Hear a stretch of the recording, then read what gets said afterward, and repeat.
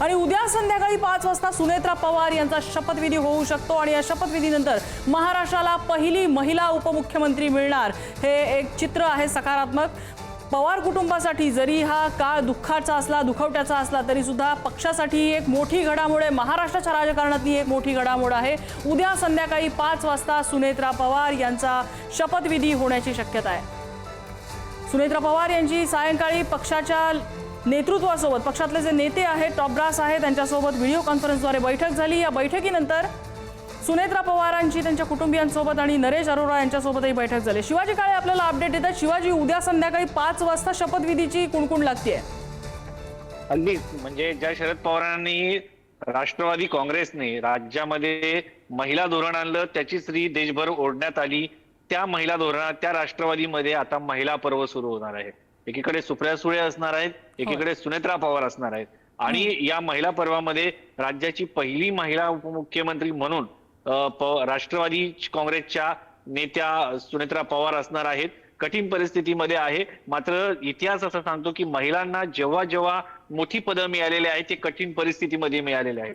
मग त्या अहिल्याबाई होळकर असो, त्यानंतर इंदिरा गांधी असो की बाकी कोणत्याही नेत्या असो, त्यांना म्हणजे पंडित जवाहरलाल नेहरूंना गेल्यानंतर पद देण्यात आलं होतं। इंदिरा गांधींना त्यांनी सक्षमपणे सांभाळलं, परिस्थिती कठीण होती। त्याच पद्धतीने आता सुनेत्रा पवार यांना हे पद देण्यात आलेलं आहे आणि अनेक लोकांना असं वाटतं की त्यांना ते त्यांच्या कारकिर्दीच्या बाबतीमध्ये त्यांना ते झेपेल का, असे प्रश्न उपस्थित केले जातील। मात्र महिला या अत्यंत सक्षम असतात आणि त्या या संदर्भामध्ये अत्यंत सक्षमपणे हे पद जे आहे ते सांभाळू शकतील, कारण त्यांचा जो वारसा आहे त्या पद्मसिंह पाटील यांच्या घरातून येतात आणि त्यांनी एन्व्हायरमेंट फोरम असो, त्याचबरोबर आतापर्यंत दादांच्या बॅकग्राऊंडला काठेवाडीमध्ये जी कामं केली गेली आहेत ते सगळी कामं जी आहेत त्या सुनेत्रा पवार यांनी बघितलेले आहेत। ज्या विद्याप्रतिष्ठानच्या कामामध्ये देखील आणि उद्या संध्याकाळी शिवाजी 5 वाजता हा शपथविधी होऊ शकतोय। सुनेत्रा पवार या राष्ट्रवादीच्या अध्यक्ष होणार आहेत। ही या घडीची आणखीन एक महत्त्वाची अपडेट।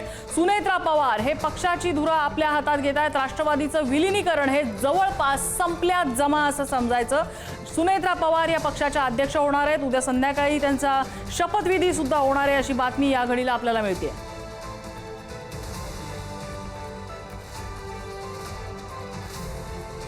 शिवाजीकडे पुन्हा एकदा जाऊया। शिवाजी, सुनेत्रा पवार पक्षाच्या अध्यक्ष होणार, त्या उपमुख्यमंत्री होणार, मोठ्या महत्त्वाच्या पदांवरती त्या असणार आहेत। या सगळ्याचा अर्थ असा धरला जातोय की विलीनीकरणाचा मुद्दा हा जवळपास संपुष्टात आलेला आहे।